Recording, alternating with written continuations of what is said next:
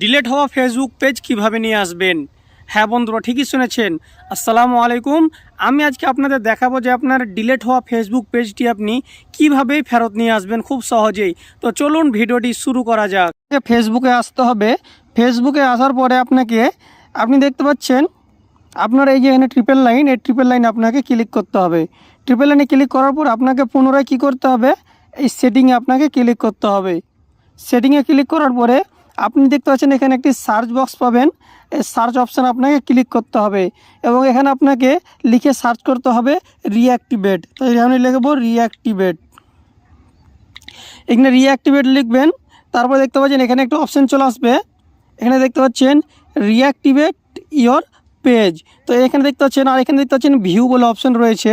তো আপনার এই অপশানে ক্লিক করতে হবে। যখন এখানে ক্লিক করবেন তখন এখানে দেখতে পাবেন আপনার যে ডিলিট হওয়া পেজটি রয়েছে এখানে কিন্তু দেখতে পাচ্ছেন, এবং এখানে রিঅ্যাক্টিভেট করতে বলছে। তো আপনার ডিলিট হওয়া পেজটি এখানে থাকবে, আপনাকে জাস্ট কী করতে হবে, এই রিঅ্যাক্টিভেট অপশান আপনাকে ক্লিক করতে হবে। তো যখনই আমি এখানে ক্লিক করব তখন কিন্তু আমার পেজটি কিন্তু রিঅ্যাক্টিভেট হয়ে যাবে। তো দেখতে পাচ্ছেন আমার কিন্তু পেজটি কিন্তু চলে এসেছে। এই পেজটি কিন্তু আমি ডিলিট করেছিলাম।